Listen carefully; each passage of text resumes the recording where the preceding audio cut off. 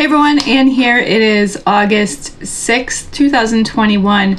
We're in the middle of the Lion's Gate portal, and I am back with another sporadic video today because I kind of had a huge doubt. I'm in the middle of something and I'm curious to know what it is, and I'm curious to know if other people are feeling it. But there's some really big energies going on with this Lion's Gate, and I'm feeling them personally. I ended up crying for uncontrollably, sobbing, deeply emotional for an hour last night. I put my daughter to bed, and then I was just laying there, and all of a sudden it was like I felt the weight of the world. I don't know how to describe it. It wasn't my own grief, but it was a collective grief. It was overpowering, and I could not stop crying about it. And I felt ridiculous. I felt absolutely ridiculous because here I am, I'm crying, and I know I'm not crying for me, but I couldn't help it. With everything that's going on, I felt connected to all of the collective uncertainty and the collective sadness, especially about the virus and all of the people who are impacted by that. There's so much fear, there's so much anxiety, and there's just so much loss. And I was deeply saddened by that. And also about the earth and about all of the changes that's going on with the climate. We're in the middle of a huge rebalancing. And the thing that came through loud and clear for me yesterday was just this incredible... I was so sad because I'm recognizing all of this stuff that's going on is kind of making me realize how many people cannot tell the difference between love and fear and don't understand. They can't discern when something is rooted in fear versus when it is coming from a place of love. And if there is one thing that we can do, or that you can do for yourself or for a family member or for anybody that you come in contact with, help them discern love versus fear. Help them to recognize when something is triggering fear, or when their response is coming from a place of fear rather than love. Now, the next logical thing for me to do would be to explain how to do that, but I'm not really sure. I have to be more thoughtful and put together some ways to do that, and maybe look into that. I know that for me, I feel it in my body. If something is not coming from a place of love, if something is coming from a place of fear, I've learned to recognize that in my body. It makes me feel anxious. My heart starts beating faster. I get sweaty. My muscles clench. And then I start sort of obsessing or perseverating on that idea, and it spins all of these other negative thoughts and these what ifs, and it makes me want to take action to prevent it. Like immediately I want to react to that fear response and stop it and say, well, what can I do? I have to do something. I have to channel that into action. Whereas love, for me, if something is rooted in a place of love, it doesn't come with that anxiety. There is not that uncertainty. There's not that question of, well, if I don't do this, then that thing that I'm so afraid of is going to happen. But when something does come through in that energy and that vibration of love, it sometimes does come through with a call to action. But that call to action feels much different than a call to action rooted in fear. It comes through as just a certainty, very, very confident. Like, I know, there's a knowing that comes with that action when it is rooted in love. And there's no doubt. And it's not even a question of whether there's a right action or not. It just is. And I think part of what made me so sad last night when I was crying for the world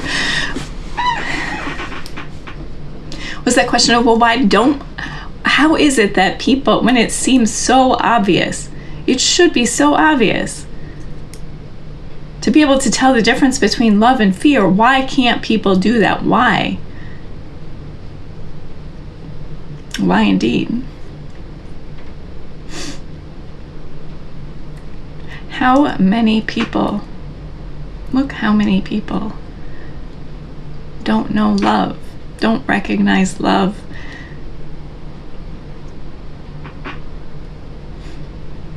When it's right in front of them. That is our job. That's our job here on earth, is to be love and to be loved.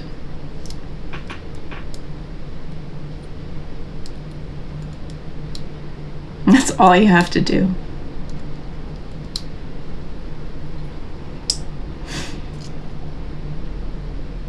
So, however you do that, in whatever small way you can,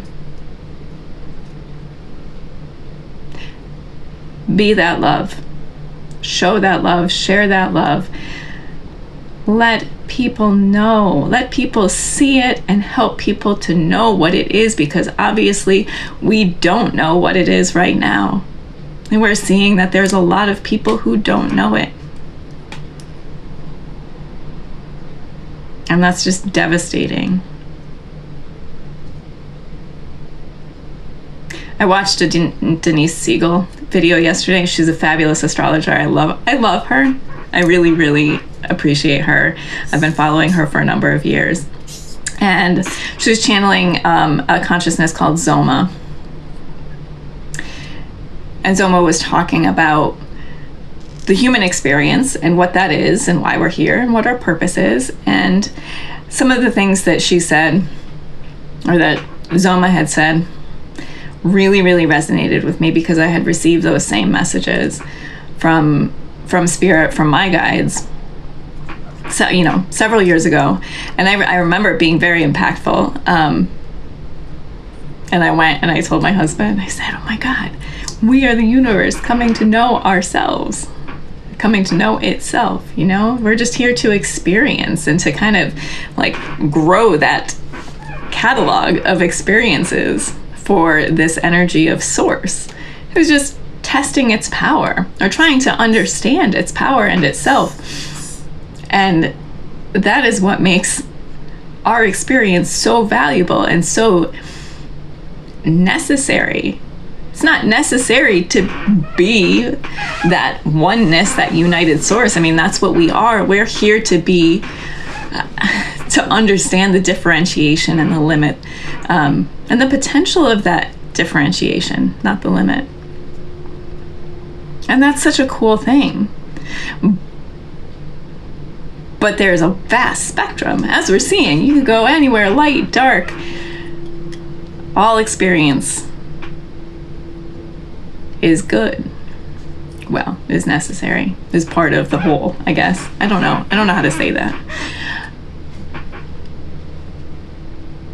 But that's a beautiful thing. And the other message that I'd had come through for me loud and clear several years ago is that, to me, love is a lot of things, right? And there's many different ways to love. There's many different kinds of love. But the biggest, the broadest definition of love that I know is that love is when that spark of source, of God, whatever you want to call it, inside of you, that divine inside of us, recognizes itself in another, in something else. Maybe it's another person, and maybe another life form, some other aspect of creation. When we feel that connection, when we can look at something and say, I am you and you are me, and we are of one another, that is love. And that is what we're missing.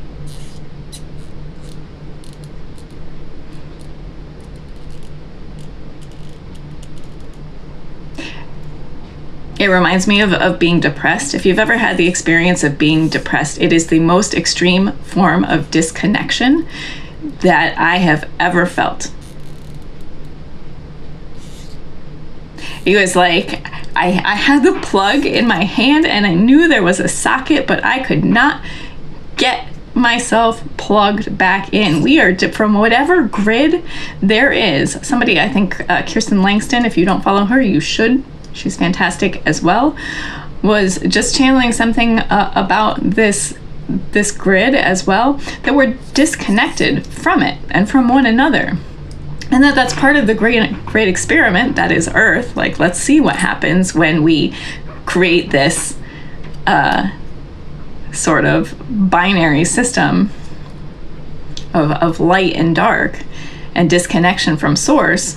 What happens? Well, it's really hard to reconnect. And if you've ever been depressed, it's really hard once you're disconnected to remember what it felt like to be connected, or that that's even possible. When I was depressed, I remember there was a knowing. I was like, I know that I used to feel things, that there's an emotion called happy that I used to feel, and I know that there's behaviors that are associated with that emotion, but when I do those behaviors, I don't feel that feeling. How do I get that back? And it felt so impossible. I don't even know, I can't tell you how I came out of that. It was just something that I was sort of meant to go through, I guess. And then I was not where I was supposed to be. I'll say that. Part of what helped me not be depressed was to actually listen to my guides, and that's when I learned how to do that. I learned how to trust them.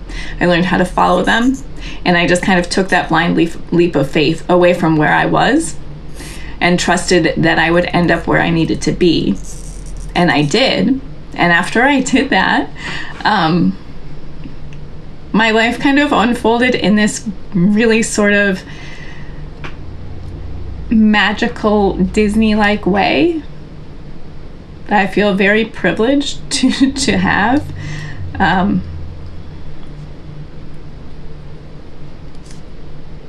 But I'll never forget that feeling of absolute disconnection. And that is the opposite of love. And that is sadly where so many people are right now. And I don't have the answer. I don't know how. I wish there was an easy way to just plug them back in, where we could all just plug in to one another. But that's what I felt last night. Last night when I was crying for the world. It was like I was plugged into that, and I could feel.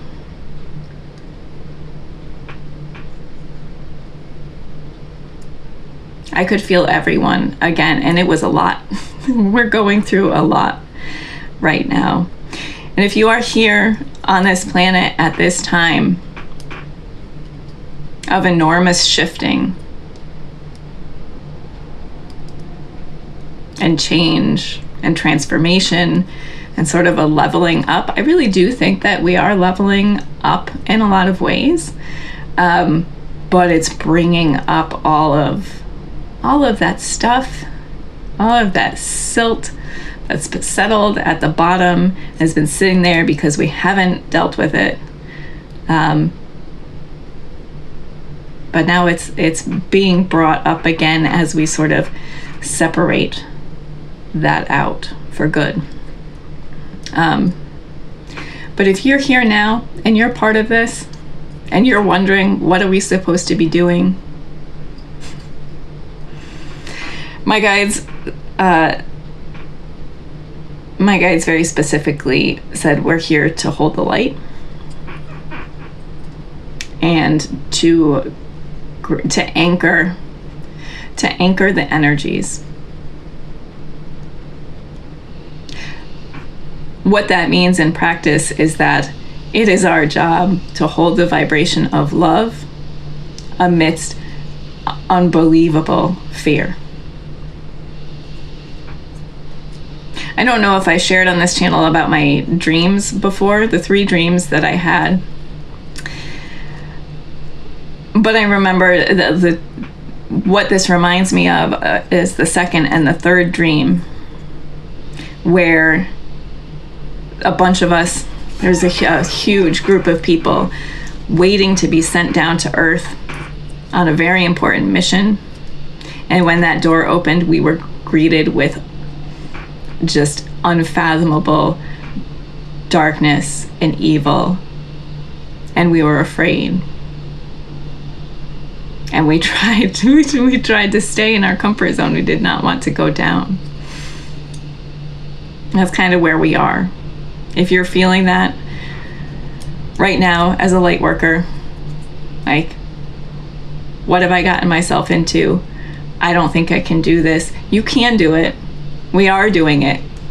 And when I say doing it, you don't have to do anything. You just have to be. You just have to be. Keep being, keep loving, keep going, and be discerning. Use your power. You know love, so use that power and help others discern between love and fear.